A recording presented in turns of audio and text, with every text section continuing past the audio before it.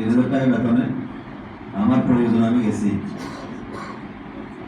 আমি বলি না আপনারা সবাই নামাজ পড়েন, সবাই এখানে মুসলিম, আল্লাহরকে সবাই বিশ্বাস করেন, আমরা ভগবানকে বিশ্বাস করি।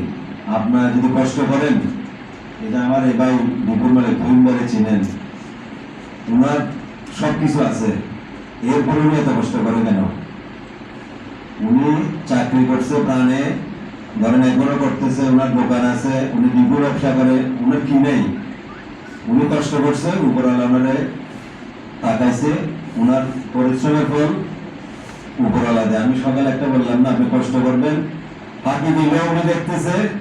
কষ্ট করলে যদি আমরা কেউ আপনার কষ্টের মূল্য যদি আমরা দিতে ব্যর্থ হই, উনি একজন আছে, উনি আপনার কষ্ট দিলে।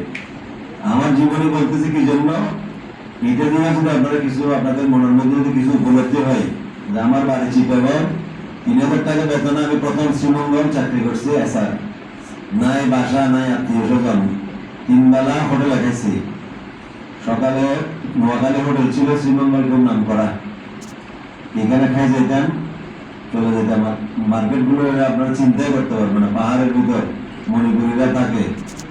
মার্কেট শেষ করে রাত্রে গাড়ি নেই, এত মানে খারাপ যোগাযোগ, দাঁড়ায় থাকতাম।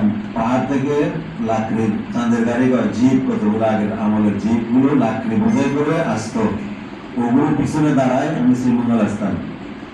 চিন্তা করতে পারবেন না কত কষ্ট, বুঝছেন?